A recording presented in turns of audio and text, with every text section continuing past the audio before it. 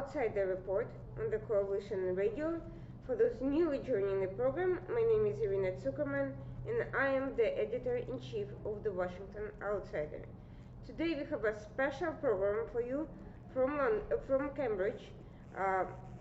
We have a special guest, Dr. Mohamed Qubaty, and he is currently the acting chairman of the Southern Civil Democratic Rally, and he is the former Minister of Tourism and Mass Media and Information from Yemen. We are here at a conference discussing the past, present, and future of Aden. For those who are not aware, Aden has played a key role historically, but also in light of recent events in the Middle East. It has been a historic port, a city known for its culture, diversity, and geopolitical strategic importance. Today, we know more about the security and economic issues and concerns, about sectarian and political and religious infighting. But can the future become a reflection of the great past of Aden? That is what we're here to discuss today. Thank you so much for joining us today, Dr. Qubaty. Please tell us a little bit about yourself, your background, how you got involved in politics for our audience. Anyhow, perhaps if you see my card, sometimes some people get a little bit astonished when they see FRCS. I'm a fellow of the Royal College of Surgeons, actually. I'm a professor of surgery in the university back in Yemen.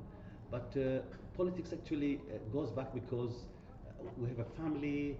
My uncle was at one time, deputy prime minister. He was number 2, nearly vice president, and so on, and different ministries. But I actually started my studies here after doing my A level. The America is something you call it high school. I started studying law in the beginning. So I've studied law for nearly 2 years. But because I'm from Aden, and at one time Aden, people, if your viewers would remember, Aden was at that time part of the South Yemen, which was a pro-Soviet entity, because this was Yemen before unification. So the socialists in Aden thought, well, that was in 1984, and they said, no, we don't need any more lawyers. If you finish law, then you go and work with the government. You cannot open your own office. So my teacher, who was at that time, one of the chief judges, he came and said, with my father, said, Mohammed, stop. You cannot continue this unless you're going to go back and work with the government. So I switched from law to medicine.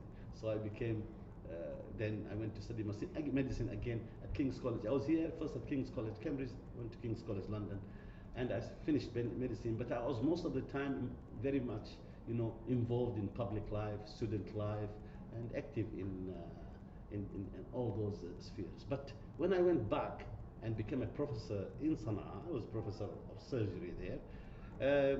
The late president of Yemen, because I went back after unification, north and south, and there was. So I think they must have got report that at one time I was very active within the student union here in UK, within the immigrant political activities outside Yemen. So I only worked for from 1992 to 1998, and the president, when he came to London, he came to pay a state visit here to London. That was the only state visit by any president to England. And I was involved at that time with the British Yemeni Friendship Association or Society in Sana'a. We have got 2 friendship societies. One in UK called the British Yemeni Friendship Society. I was involved in establishing it. And the other one in Sana'a was called Yemeni British Friendship Association. So we were involved to help, the visit of the president, which was a state visit.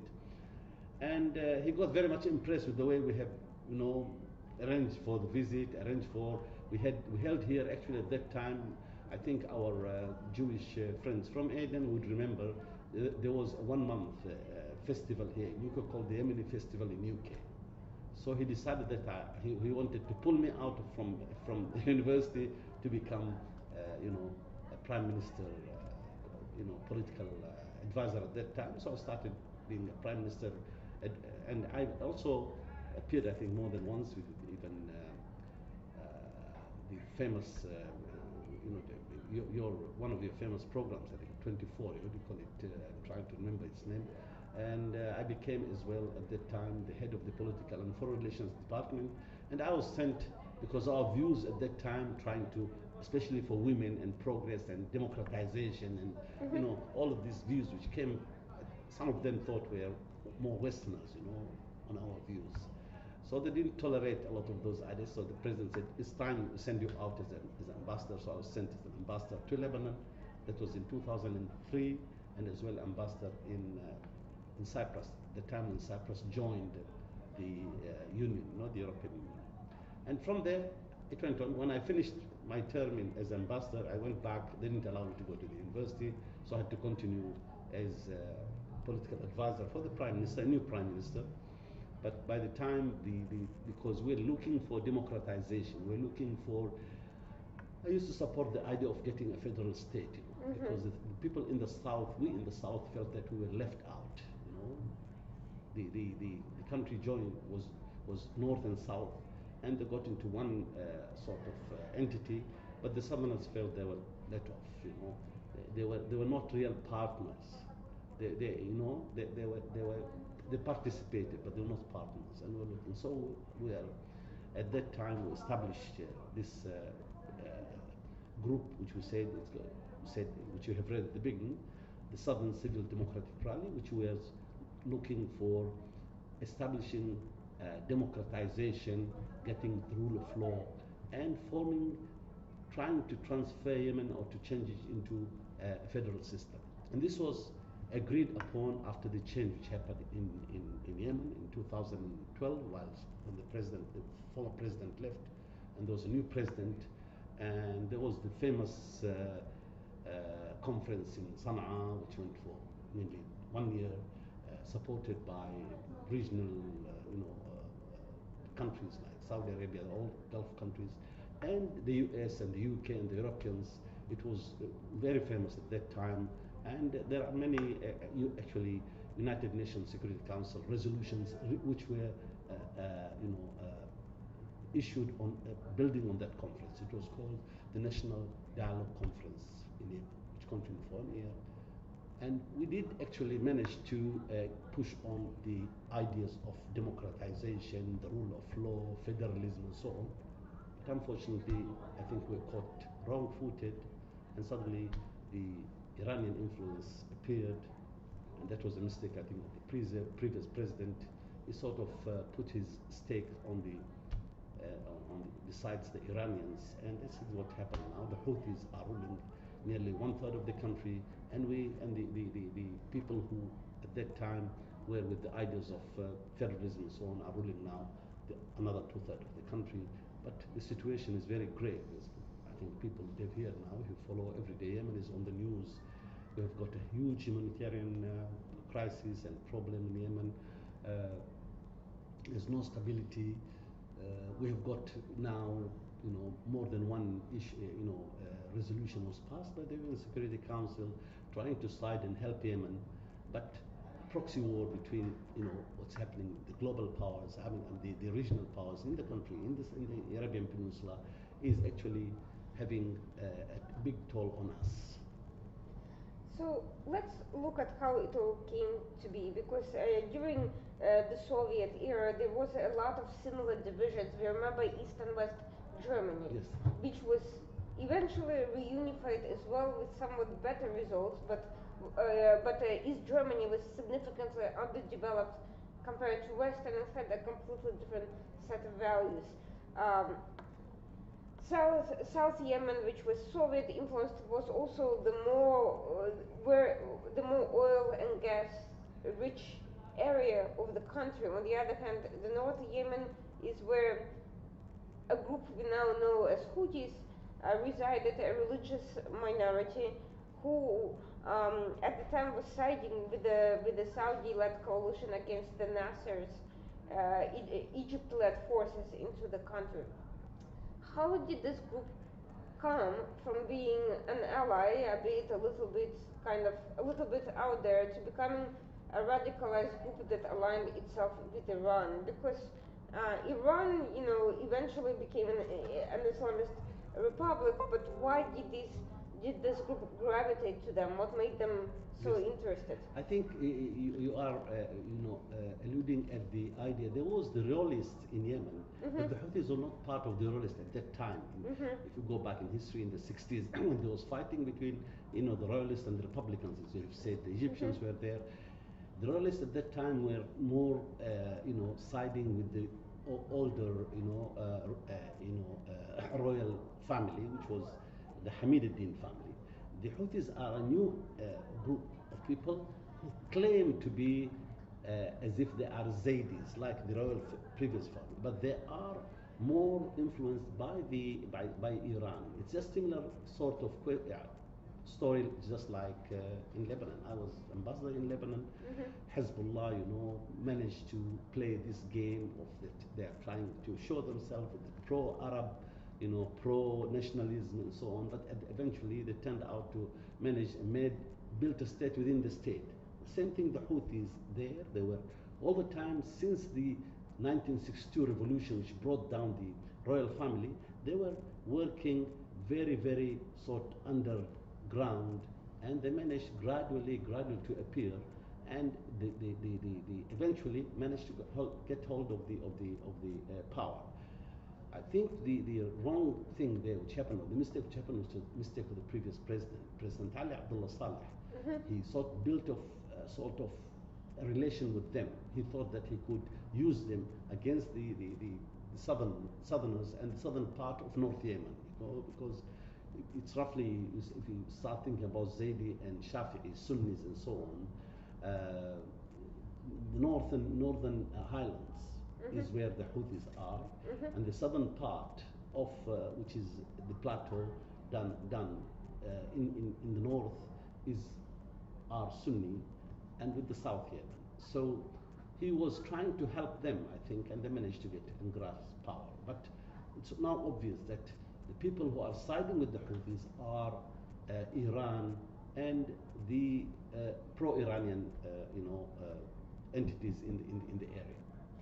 From what I understand, the Houthis, which started out as a family, ended up starting an entire movement by intermarrying with various other families and essentially following this ideology of alleged descent from the Prophet's tribe, and how allegedly they're the same as some royal families in the Middle East. The problem is not being royal. The problem, if these people believe that they have got, you can't, in this day and age, go and convince people that you have got divine right to rule them. So the Houthis believe in that. They believe this is something which a lot of people, I think, your viewers and a lot of people in the West in general, and this is part of I think, the fault which has the government which came after Ali Abdullah Saleh could not understand how to show and how to actually present themselves to the outside world, so as to show what are the Houthis really. The Houthis believe in themselves. They don't believe in democracy. They believe that they have got divine right to rule because they descend from the Prophet, as they say. But this is something which cannot be accepted at this day and age. Even the Iranians don't say that. But they themselves are saying this. They think that they've got the right to rule because they descend from Muhammad, or from previous Prophet Muhammad, which is, I think, nonsense at this day and time. Nobody would accept it in Yemen, and that's why the issue of gaining back peace and stability it will be hard-fetched if such a group which does not want to agree to work. You see, in the National Dialogue Conference, we agreed the Houthis could form their own party, work in politics, but as the others, play on the ground, similar like others, form your own party, have your own agenda, but don't try to impose your views on the others that you have got this divine right. And they managed, unfortunately, because of the centralization of power in the north. They managed to grab all the centers of power. The army is in their hand, the intelligence and the security forces, all of these forces are in their hand, on the basis again of being, these tribes from the north, that they have got this, because they continue to rule. If you go back in history, these people at one time, the long history of Yemen for over 12 centuries, these imams used to rule, one after the other, until the Turks left and so on. But and they have been all the time supported by these tribes around Sana'a in the northern plateau.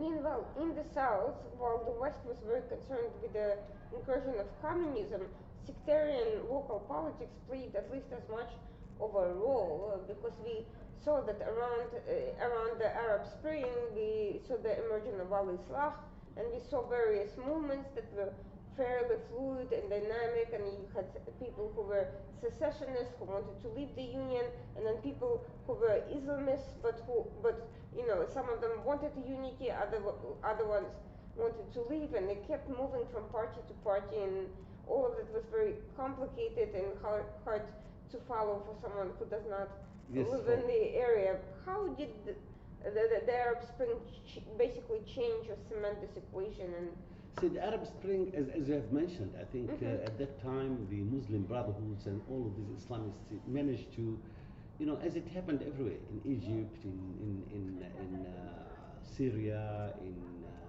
Tunisia, they managed to take over the youth movement because they were the most organized political groupings, especially if you go in Egypt or in Tunisia, or even they were underground. In Yemen, they used to work openly. They had their own party, and then because of the connections they had with the power, the centers of power, because they were there. The Muslim Brotherhood was actually involved previously from, secretly, they were in over more than 30, 40 years working. I mean, they came out suddenly, but they came out, unlike in Egypt when they appeared only after the Arab Spring.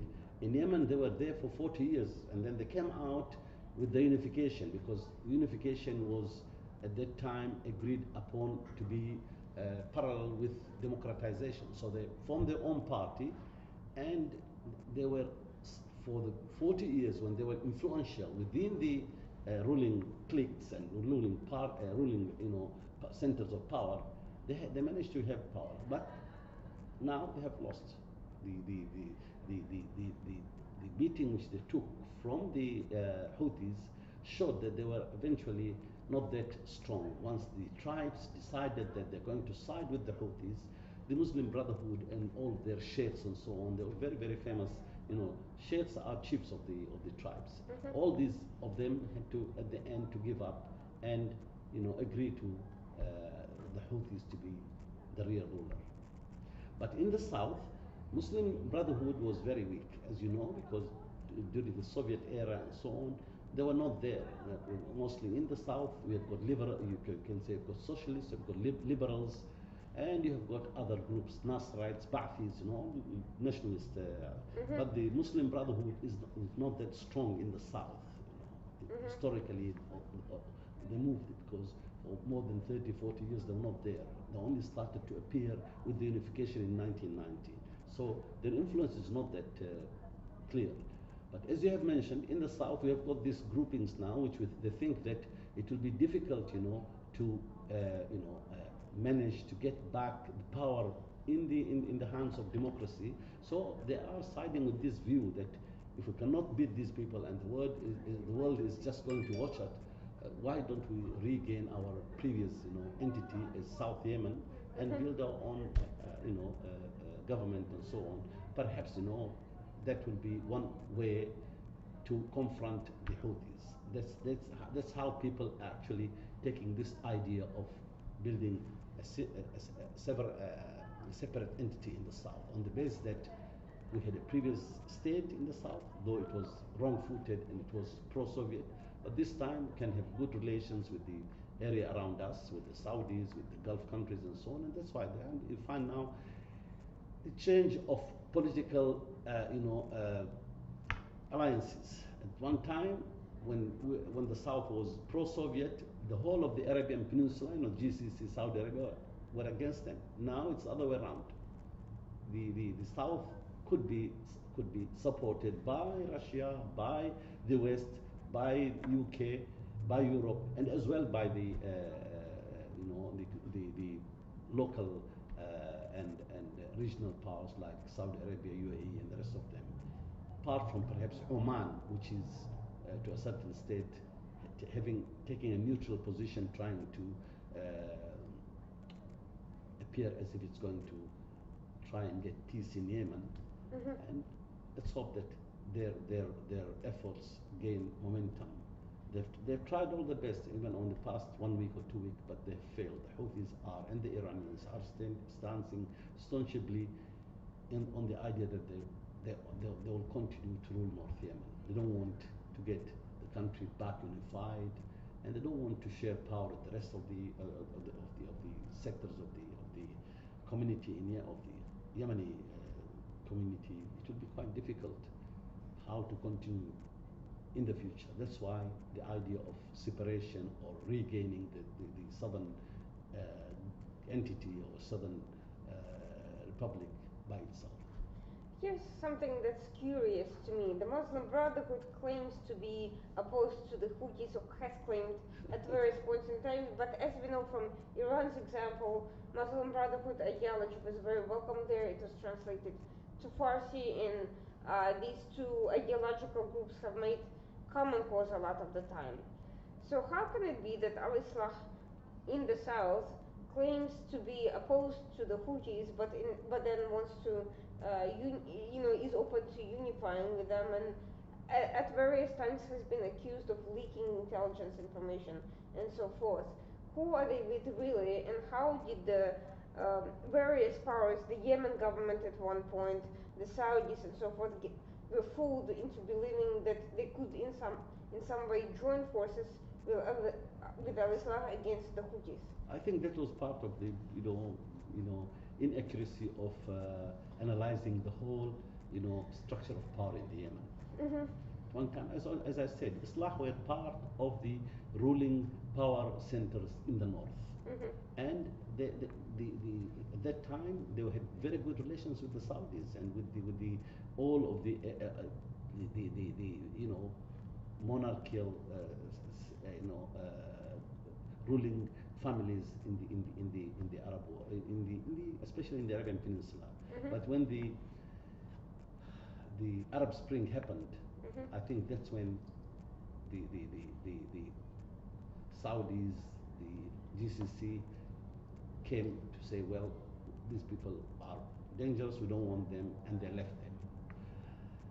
And that pushed, I think, well, they had relations from the beginning. I think the Muslim Brotherhood, the international Muslim Brotherhood movement is very clever. If you remember, like one of the sons, actually part of the family of Bin Laden, moved to Iran, and they are still in Iran. And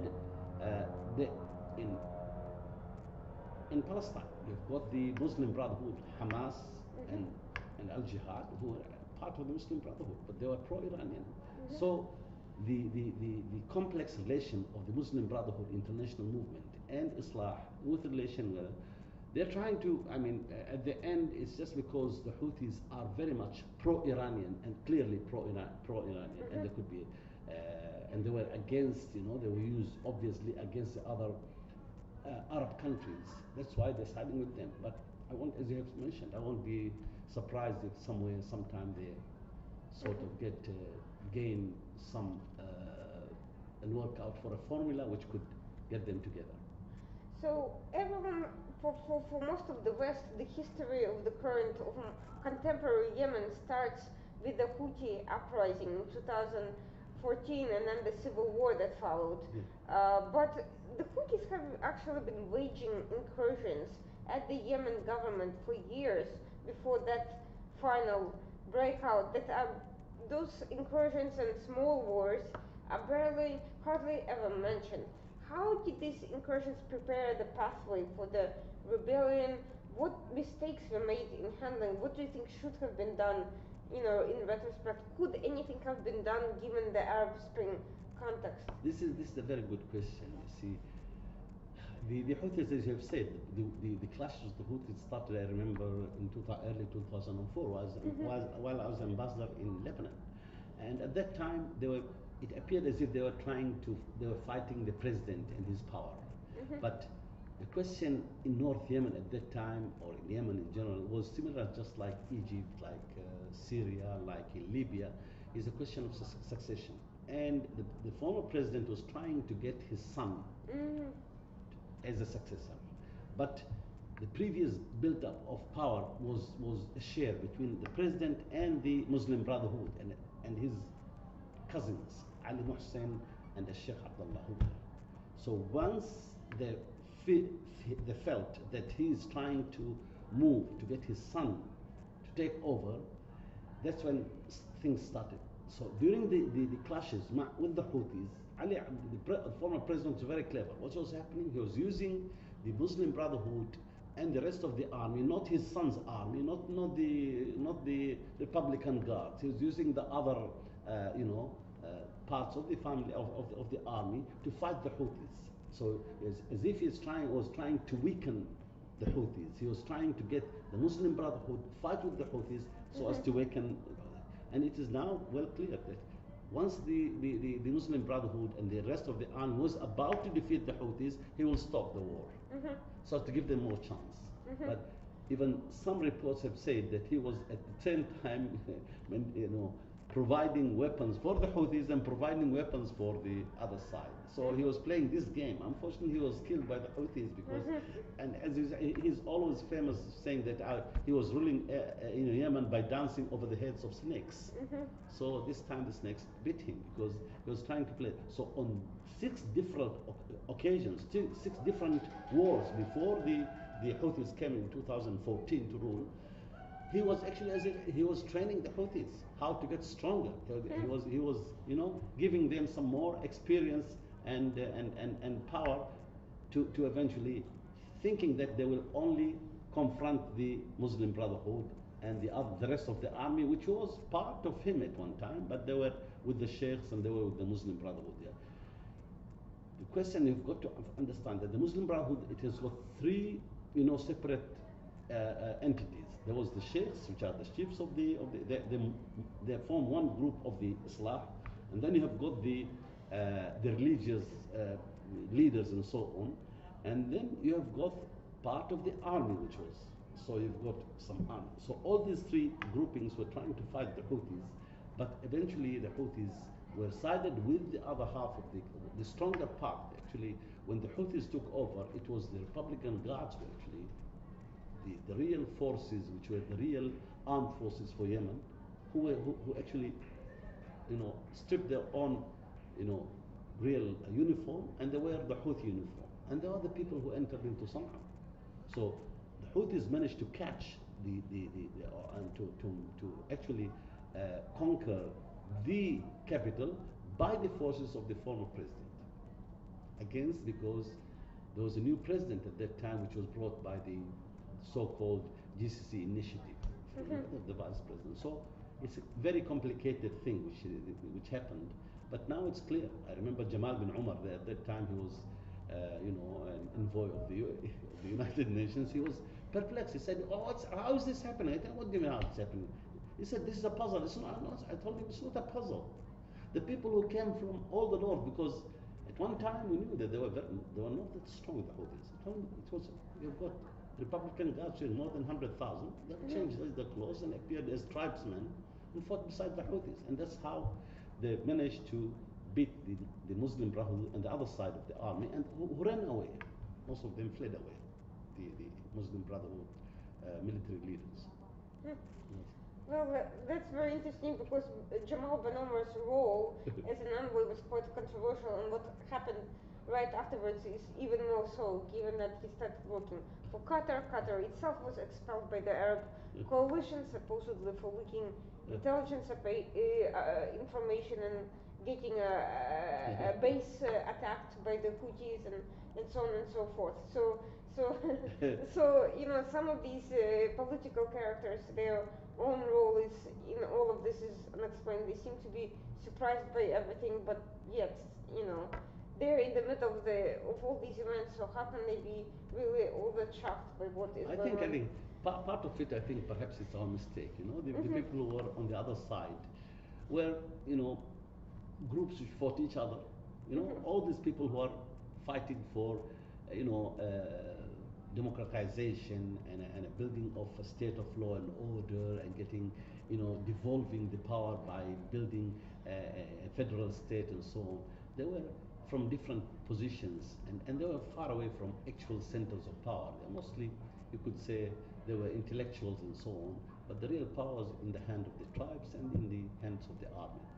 And those are the people eventually who got back to rule the state. So all this question that there was a president and so on is actually a facade, but the real power is in the name of is in the hands of the tribes and the military people who are from these tribes. They could say that we are with the GCs, with the ruling party at that time, which was known as the General People's Congress, or they could say we are with Islah, or they could say with the Houthis. But eventually they are more related to the tribal you know, power built there, which has been there for the past 50, 60 years at least, since the royalists were driven out. New power sharing, which has happened in 1970 after the war between the royalists and the republicans, formed this ruling group, which is continuing to rule till now. It seems to me that this key issue, the issue of tribal power, has been written out entirely from the political history over the last few years. All we talk about is the Arab coalition and the Yemen government and Iran and the three of them in various combinations, but we don't talk about these tribal developments on the ground, nor does it seem to be that anyone involved in the political process, whether it's the U.S. envoy for special envoy for Yemen or the UN or various other political players, they don't seem to be talking about these coalitions. They seem to be talking to the facades. So, do you think that has played a role in the conflict not being resolved? Yes, I think that sort of analysis could be true, you know, because unless if you mean, once you said speak about the Houthis, you mean the tribes, because the Houthis, after all, are those, you know, few, you know, leaders who have been sided, so we have said, with Iran, or have been working underground for a long time, but eventually they have been, it's the power of the tribes who shifted, you know, allegiance from Ali Abdullah Saleh to the Houthis, and they managed to get power. So yes, I mean, it's the way we have got to analyze, you know, the structure of power, and that's what keeps the South Yemen far away. We in the South, those tribes haven't got the tribals. The tribes were nearly, since the British time, got weaker and weaker, and there was a sort of, you know, a new state which was built on different bases from the north. Whereas in the north, it has been all the time the power of the tribes was actually the center for power. You know, it's interesting you mentioned that because a lot of the old school analysts in the U.S. in particular place, you know, there's the political realists and the idealists, and the political realists are all about power shift. So they should be at the forefront of understanding that tribal politics are the ultimate realpolitik, because they shift allegiance according to power and not necessarily ideology. But that simple observation seems to have escaped everyone, including the Arab coalition, which came in supposedly to put down the rebellion alongside the Yemen government, and yet seems to have gotten stuck on the ideological element rather than on the power element. In other words, when there was an opportunity to bring some of the northerners out of this kinship alliance with the pro-Iran ideologues and the Houthis, that did not occur. Why are the people who themselves come from tribal societies, how did they miss that simple logical understanding of these dynamics? I think that if we go to the Saudi case, I think they did realize at one time, the Saudis, but at that time they built it on the idea of Muslim, they are Muslims and we're going to get, they never went into the actual tribal composition. And then apart from that, don't forget that these tribes in the north are mostly, they are not Sunnah, they are Zaydis. Zaydis are not Shia, but they are somewhere in the middle. And perhaps they could not understand these tribes from that stance. So the relation was built mostly on interest. You pay these tribes, you gain them, but there was no real, forging of not agreement, forging of alliance. So this, whereas with Iran, it's a forging of alliance, and the Iranians have been playing. If you go back in the history of Yemen, the Iranians have arrived in Yemen more than once previously. During, if you go back in the early 5th century, when the influence of Ethiopia and Abyssinia came to, and the Romans and the Romans tried during the Byzantine time. The rulers of Yemen tried to get some help from the Iranians. And these people who are actually now, some of them are come from those days. They are they sort of know themselves that they had relations because they came. Some of these tribes, especially the 7 tribes, we call them Bani Bahlul, Bani Dhubyan, all these Bani were actually at one time, originally they came from Iran, and Zaydi state has been built there in Dabristan in Iran long time ago. We're going back in history like 1,000 years, where they originated from there. So when they came as people again during Islam. There was these tribes fighting between them. They wanted somebody, what do you call a broker who could settle problems. So they resorted to these people who presented themselves as they are relatives or descendants of the Prophet, and that's how the tribes believed in them for over 1,200 years now.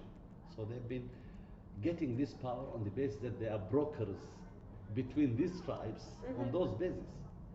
So if the local regional powers were not able to break through this long history, and they were not able to kind of go around to overcome or actually use as an opportunity this historical dynamics, what can be asked of the West? That No, the West is, you see, the question, we have got to understand these people are after their interests. I mean, the Saudis try to buy them through money, but as I mean, the Saudis do. yes, but unfortunately, the question where the West could help is, you see, as you remember, the South was pro-Soviet, okay, at that time, and the war broke between South and North two times. The South, which was a smaller republic as regards population, but it was bigger as that, was about to win those two wars in 1972 and 1979, because they did build a proper army at that time, helped by the Soviets. We had 10,000 and more than, in the 10,000s, people who were trained in the Soviet Union, in different military academies and so on, and as well the security. But since the fall of the government in Sana'a, we have not managed to build all these institutions. No more real army, no more real security, whereas the Houthis have inherited all the previous, the previous army. They inherited the previous, security apparatus, the previous police and everything. The new, the people who went to the south after they were being beaten in the war, or they lost the war of 1994 during unification, they could not rebuild, and that's where when I spoke today, I thought that the whole question which is missing in the south is security sector reform, and security sector reform and governance. Help from regional powers, international powers could help the south to rebuild themselves, to rebuild the state again, and the south could build an army, because these are tribes who are fighting in the north. Whereas in the south, with the help of the Russians at that time, it was a real army which was about to defeat them twice. if it was not for Syria and Iraq at that time in 1979, I was a student here at that time. They were the Southerners were only halfway to defeat the Northerners. But Iraq and Syria at that time said, okay, if you don't stop, we're going to send 4 divisions of our armies. At that time, when there was the honeymoon between Iraq and Syria at that time, in 1979. But at that time, what happened? The South, all the area around us was again the South. It was only the Soviets and the Eastern Bloc was with the South. This time, the situation is the other way around. But the Saudis could not help us in building a new army and building the new state again to repower it, which can confront, after all, if you have a new state which is built on modern, ideas and a modern army and so on, could easily stand and confront these Houthis. Especially the Houthis are only ruling and they've got their social acceptance only in half of the north, in the northern plateau, in the highlands. Indeed, after the Arab coalition came in, several mysterious things happened that to me I cannot explain. First, some people like Ali Mohsen, the relative of the previous president, who ended up being such a controversial figure, killed by Houthis after playing all these games. This Ali Mohsen remains in the government despite being various claims that he's connected to Al Qaeda. US comes in to fight Al Qaeda and is perfectly fine with Ali Mohsen being in the government. US is there for years trying to help with logistics and whatever against Al Qaeda and ISIS, and meanwhile the Al Qaeda man is right there sitting at the negotiating table. Everyone's complaining that the humanitarian aid is not reaching them, and only Al Qaeda can deliver that aid. So I guess they let him have a pass with that. Meanwhile, the Saudis and the Emiratis, are arming different factions sometimes against each other, and that's the real mystery. I think how did this all come about? Everybody claims they want to beat the Houthis. Everyone wants Iran out of there. Everybody wants Al Qaeda out of there. So how do they have Al Qaeda men inside the government and all the infighting factions against each other, which obviously enables all these other people? See, the question here again, I told you, did these people, we call them the quartet, the US, the UK, the Saudis, and the UAE. Did they actually try to build the state back in the south? Because if you wanted to be, you should not have left Ali Mohsen to be calling the shots. Ali Mohsen was not fighting actually. These people are so corrupt. They were after money. They milked the Arabs and as Ali Abdullah Saleh used to do. Ali Abdullah Saleh, when I left him, I was here giving a talk at that time. And he was milking the Americans because Ali Abdullah Saleh and Ali Mohsen are the people who built Al-Qaeda. But they thought that the best way to get money is to use Al-Qaeda to sort of blackmail the West. Again, Ali Mohsen has used that game again and continued. They're blackmailing them. But the way to confront Al-Qaeda was to build a real army and real proper security apparatus, and being helped by the world to regain this, who could fight the Al-Qaeda. Again now, we are trying, in my paper, which I've not mentioned, some steps like that are appearing. We, in the South, we have now, and the government, the new Minister of Defense was, I think last year, was in United Arab Emirates, and they signed a new agreement to try and get some help as regards fighting terrorism and so on. So I think, we need a real, role for the states and the Europeans and UK in the state. Now what is happening, they've just allowed the Saudis and the Emiratis to sort of drive the whole show. These people, though they are very good, helpful, but their experience in trying to rebuild a failed state is very limited. Yemen or the South is a failed state. You need to help it to rebuild it. And you can only rebuild it by giving a proper assistance towards establishing the whole institutions of the state, including the army, as I said, the police, the legal framework for the country, the port, and courts are not working in Yemen, in Aden and the South. The police stations are not working, so there's complete loss of of the rule of law, and without concentrating on law and order, it's a lost case. As far as I see, the Emiratis have mostly withdrawn to focus on Sokotra and a few strategic locations, but they don't seem to be playing a very vocal role in all of this. I don't blame them. They don't have that experience, as I've said. They don't have the foots on the ground, to get foots on the ground, to train again a new army, and to train again a new police force and new security institutions. That's a big sort of role which is needed. The Saudi could have played that role, or perhaps the Europeans and the Americans. Well, here's where we're looking at another set of very strange circumstances. You have in the past Al Qaeda and the Houthis coordinating attacks against southern forces. You have the new head of Al Qaeda, Batarfi, who was Yemeni by Hadramouti, but he was born in Saudi, and his family members are all over Where about Saudi. I think he's killed, I think. I don't know. The He's Americans alive. killed. No. He's alive. He's very much alive. Not only is he alive, but supposedly he's been meeting with the Houthis, arranging prisoner exchanges, arranging arms trade. And as far as I see, the Saudis are communicating with Al Qaeda through family in Saudi Arabia, and with the Houthis through the back channels that they've had the entire time. So this entire time, were they really focused on winning the Houthis and breaking down Al Qaeda? What exactly were the aims they were pursuing with this? If they I think they're approaching all these tasks half-hearted. I think that's my comment to it.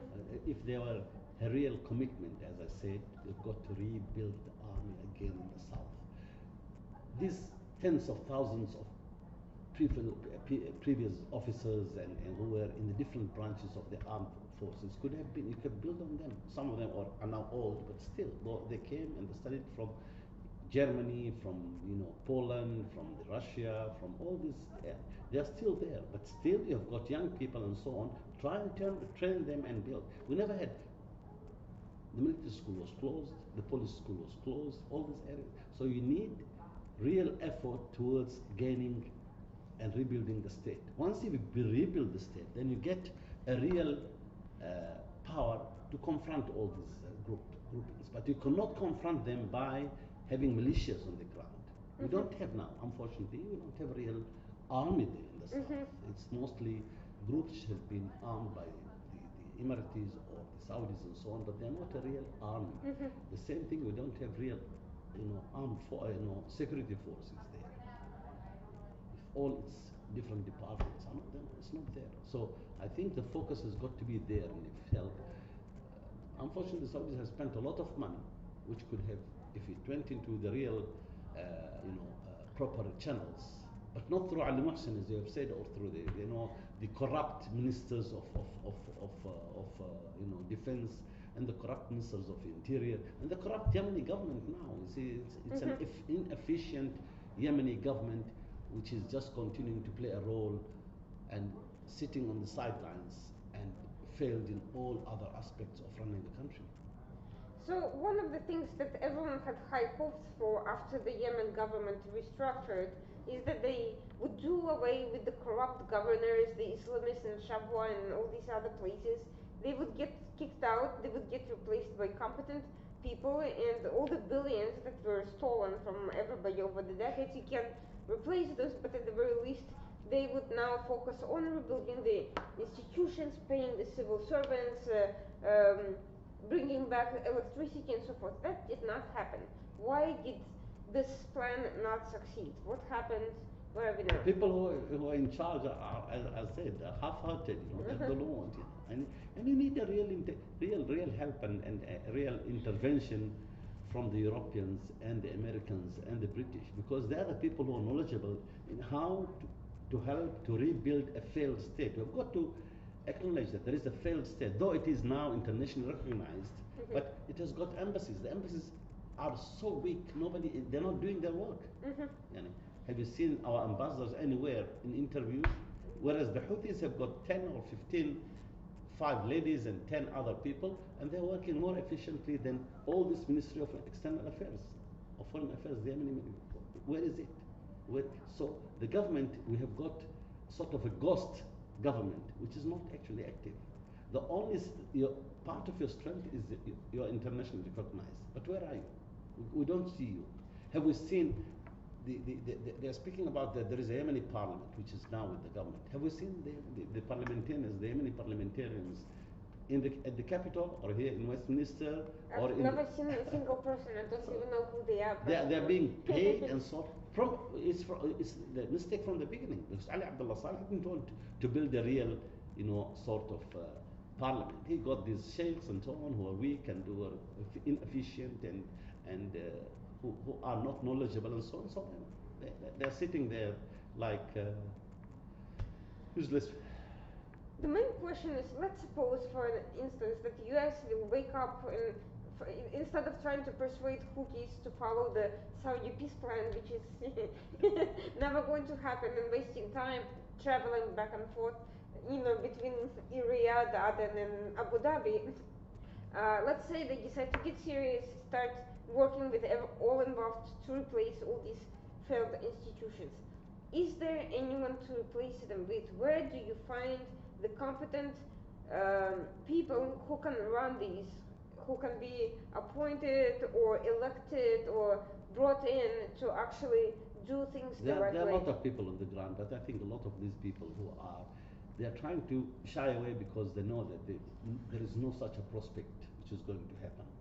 We've got, our people everywhere. We've seen here new faces and all these people who joined in this conference. Most of them are efficient, but they feel that they are not wanted. They feel that they have been sidelined. They feel that the West is not interested in actually getting back Yemen and building peace. They feel that perhaps this situation of no peace, nobody is actually solving the problem. Perhaps the regional powers and the international powers want the situation to continue like that. But that is very dangerous. Now we have seen that the Iranians are having the upper hand, and they could easily have more power in the area, which is quite a strategic and important area. The Iranians are now more feeling of confident to even send their ships towards Bab al-Mandeb.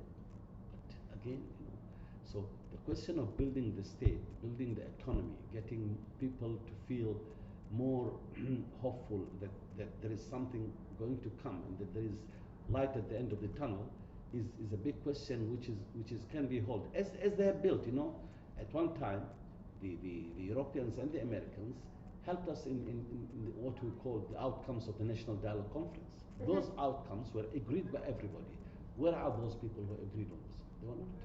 Those young people, the women, the youth, and the different, at least half of those people who were in the people who were in the conference and who were aiming for democratization, building a modern, state, and getting civil rule and so on, are sidelined. They're not in the government. They're not anywhere. They're still there, and they know them. The ambassadors, the 10, the 13 ambassadors who were helping the dialogue conference, know them. I couldn't get in touch with them. We don't hear, by the way, their voices in the West either. We hear from al-Islah activists a lot, too much. Because they are sidelined. They're there. Nobody is helping them. Nobody is getting them to speak. How could they get outside? They are inside there, suffering with all this situation. Then people now have got more, worries about their, people not receiving their salaries. The economy is in complete melt. So they have got other worries, and people have not got in touch with them, and they have lost even some of them hope that there is any way in which we could get over this tragic situation, in all aspects of life in Yemen. So let's suppose finally everyone realizes that those voices are out there, that a model is out there, that we had this conference, that a constitution can be written. The next step, though, is bringing everyone together, creating structure, creating these institutions, rebuilding trust. Now, the US has been, let's put it this way, lost a lot of credibility supporting the Arab Spring around the world with absolutely disastrous results. What kind of a state can be built? US doesn't like monarchies, but it also doesn't like dictatorships, and it likes democracies, but only the ones that what that happen to be aligned with whatever political party is in power, but not the other way around. So what credibility can US, Europe, United Kingdom have with trying to create working, functional, law and order dedicated institutions when our own experiences with foreign democratic processes have been so poor? I think, getting a proper leadership, if you can get a proper leadership who are, who can understand what is the actual faults now in the whole situation, and starting to work from there, and having the Europeans, the Americans, and the British actually leading, not on the back seat, They're in the back seat, not. We wish they were backseat drivers. No, they have left the driving for somebody else who's taken the wrong route and taken the whole situation. And is driving into a lake.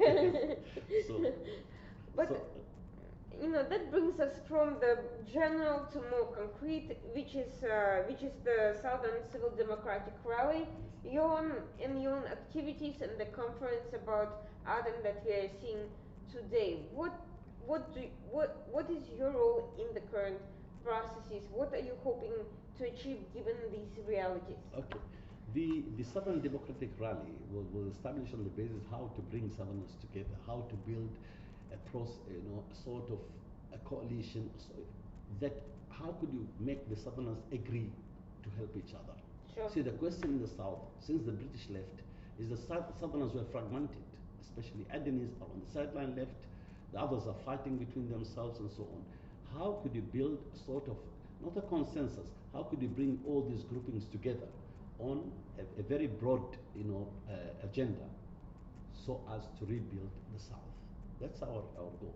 And we are trying on those bases, try to convince the other groupings that we have got to have some sort of a platform where we accept each other, not on the basis of demonizing one or demonizing the other, or how to build this the culture of dialogue, the culture of accepting the other side, and so on. This is what we're trying to build.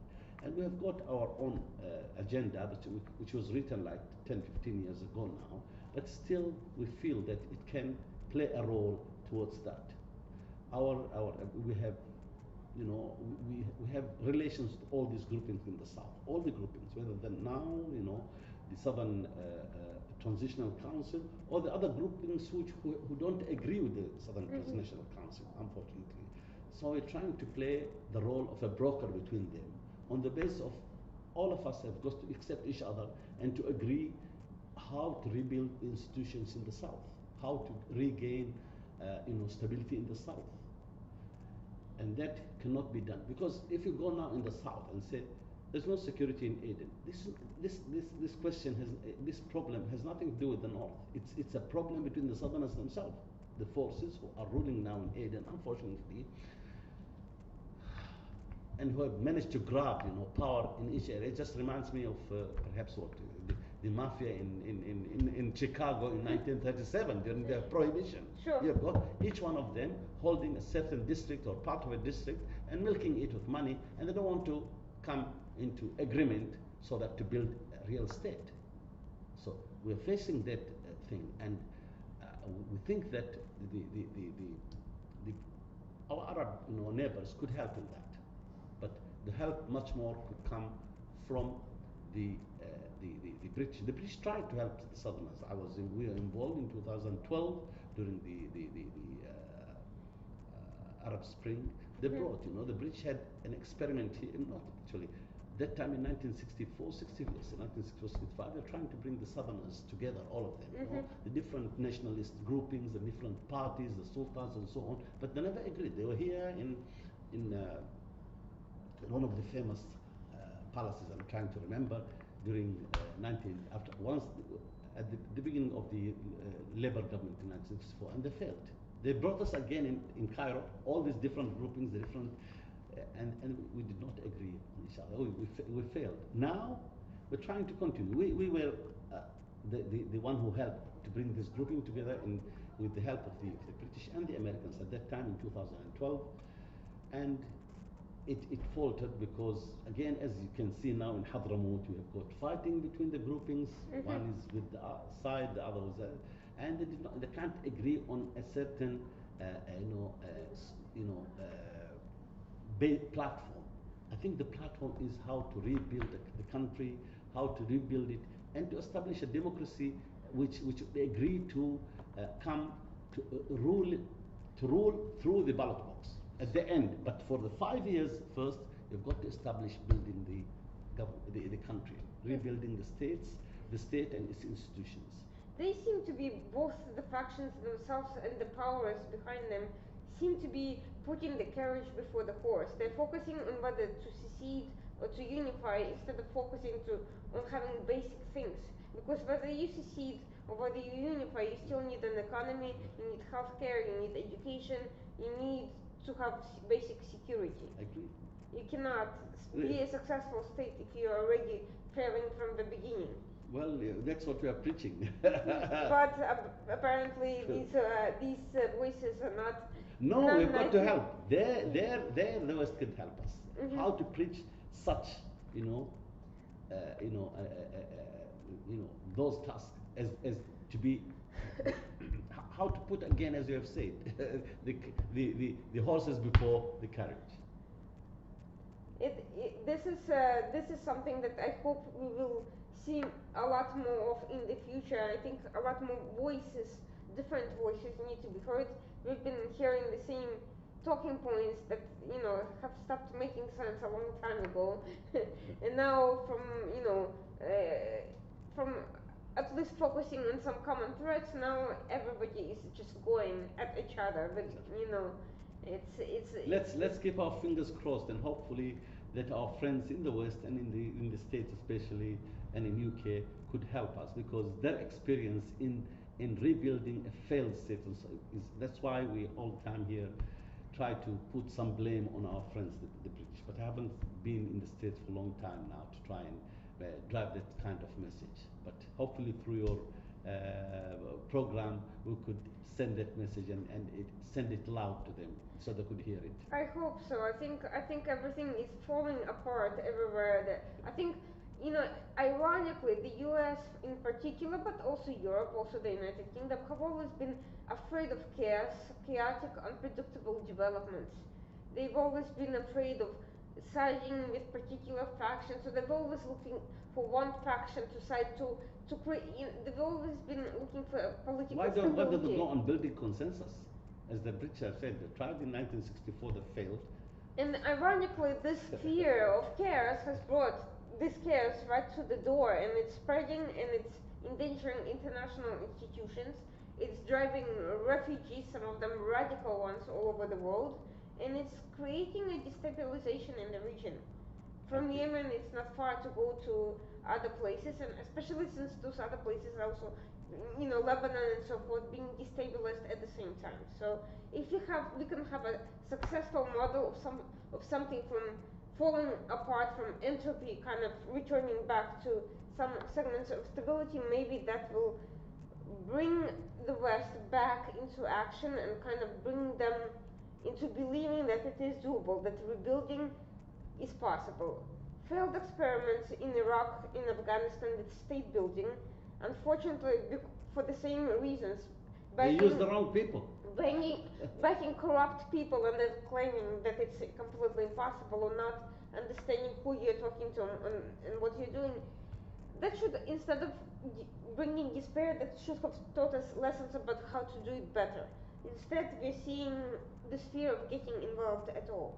But I don't think it's true. I think it's possible to learn practical lessons and step by step to create a better reality. And I hope people like you can kind of explain how to do that and lead lead by example. Thank you very much for this chance to be with you, and hopefully the message we are sending is going to be heard by a lot of people and continue on the same trajectory. Thank you so much for everyone watching us. This was the Washington Outside the Report on the Coalition Radio. We'll be back again next week, same time, 9 p.m. Eastern Standard Time. And thank you, Dr. Qubaty, for being with us today, right after the conference on Aden, and for discussing these important matters, for clarifying and demystifying a lot of things that are very poorly understood, even in the region, much less in the West, and hopefully help us to problem solve and not just